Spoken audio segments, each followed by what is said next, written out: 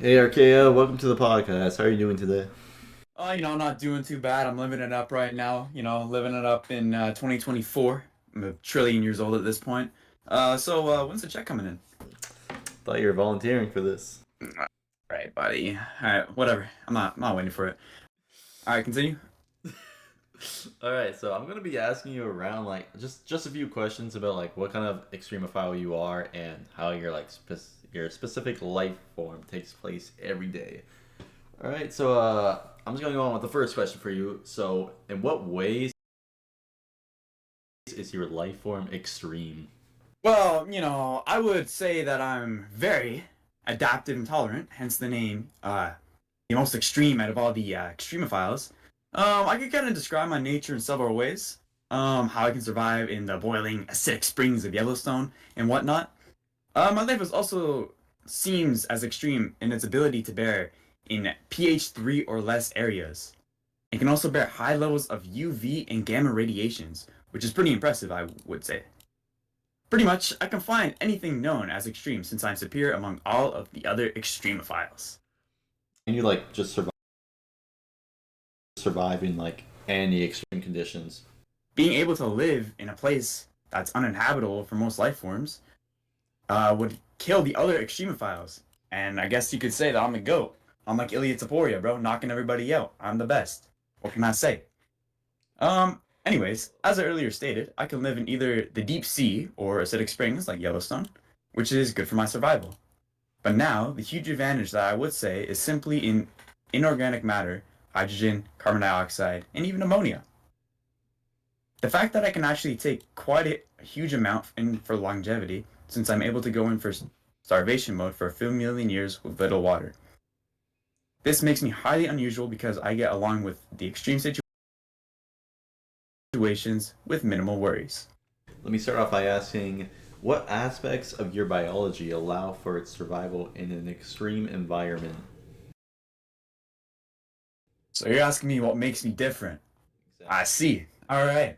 So, what makes me different from anything else alive in this world is the fact that my biology is very rare. I'm one in a billion. What can I say? I'm the best. What can I say? The most adaptable thing to any condition that would let me survive is because I'm able to pretty much live anywhere with basically nothing. I can survive with nothing. I'm the best. I can live with little water, and I can starve for millions of years if I have to.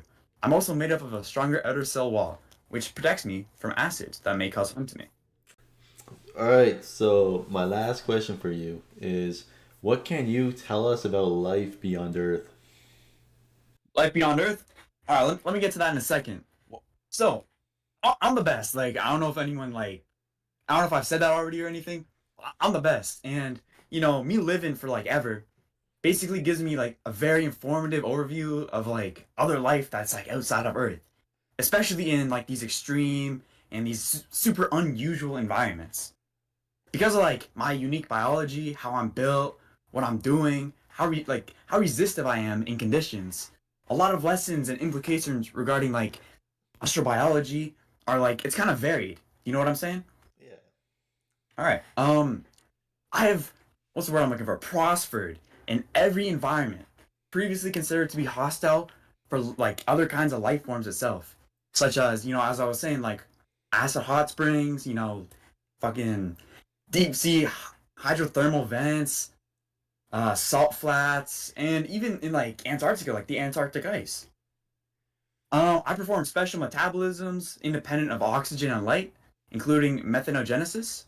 Um, it would contribute to the search for extraterrestrial life because it could be powered by a chemical energy source, especially in subsurface conditions. I, myself, the best of all time, the best extremophile, am among the most ancient living forms to have ever lived. Billions of years, this is what I'm talking about, billions of years ago, I've been existing. When conditions are most likely represented in Earth's early pattern, which is like, hot and oxic and, richly diverse in other kinds of chemistries.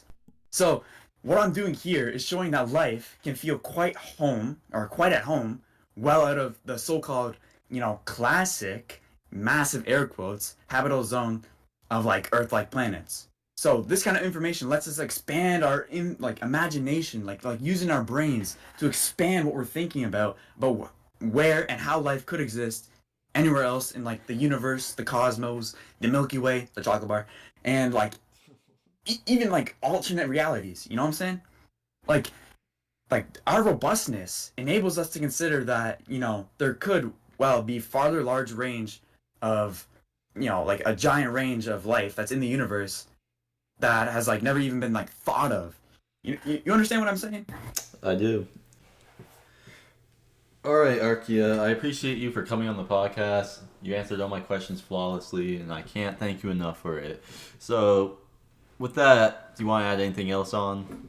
I think I've said everything I wanted to say. But you know what?